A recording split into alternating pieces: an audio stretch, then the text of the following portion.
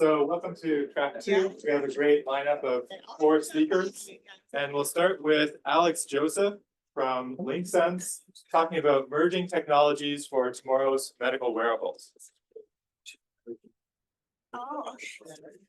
Thank you. So I wanted to start with this statement you can see here. So one of the worst pain of my life. It's not what I feel now. It's more also the end of the topic. You will understand why. And that statement is from this young man, Arthur Cazot. He's a young tennis player, and he suffered from severe heat and dehydration during a tennis tournament in Miami, I think 3 months ago. So you might say, okay, what's the point? We are tech break. So what's the relation? And the relation is, how do we use technologies to resolve medical problems? How combining bricks, techno bricks, we can help prevent and make smarter devices for a new generation of medical wearables, especially.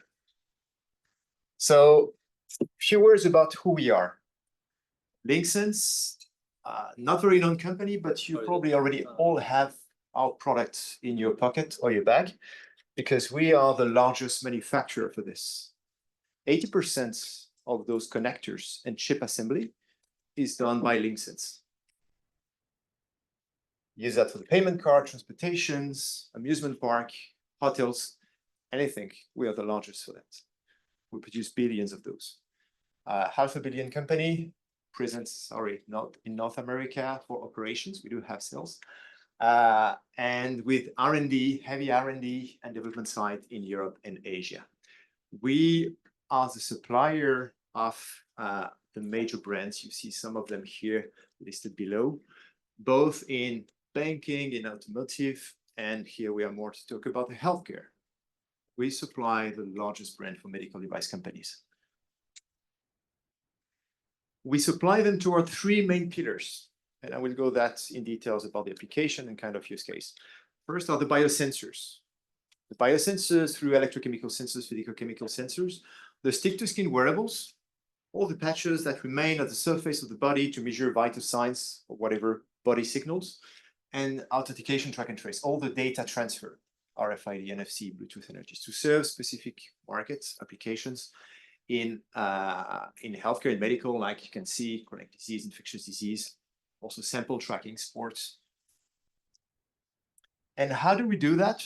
We're trying to move from the industry to the applications, from really the pure material to the medical use case. Linxens, as mentioned, is a mass volume producer. We produce everything on a roll-to-roll base. We have different plants around the world. We're using the same base technology. And we start from the substrates using photolithographic process patterning. We then deposit different metals, nickel, gold, for examples, but not only restricted. It's more depending on the application, the usage. And then we might have additions like coverlay photolithographic patterning. Then the additional features, it's really depending on the application. As a contract manufacturer, we always think how the product will be used, to what does it serve, to understand how it should be designed. We can have component assembly, surface functionalization, some converting, but also serialization with a laser barcode printing, addition of singulation, packaging, or RFID antennas.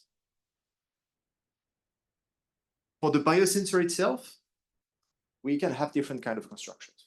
It's not a single-sided, double-sided with a blind hole. The idea is how can we drive to multiple constructions, complex constructions, very thin through the photolithographic process to have different shapes. You can see, I don't know if that works. Yeah, okay. The first one are some open tools, standard electrodes for basic testing. Then you can have those interdigited or multi-array electrodes for very complex multi-analyte testing, depending on the applications. And it's all about the choice of the substrate, the plate finishing, the coverlays, the surface functionalization, all the combination of the different features that achieve specific performance for a specific use case, clinical, medical, or healthcare. And here is a concrete example. So that's a point of care test. That's something we do for Siemens. It's based on the blind hole technology I just mentioned before. So on one side, sorry, you cannot see that on the left on the slide, you have the injection port with the reagents, and that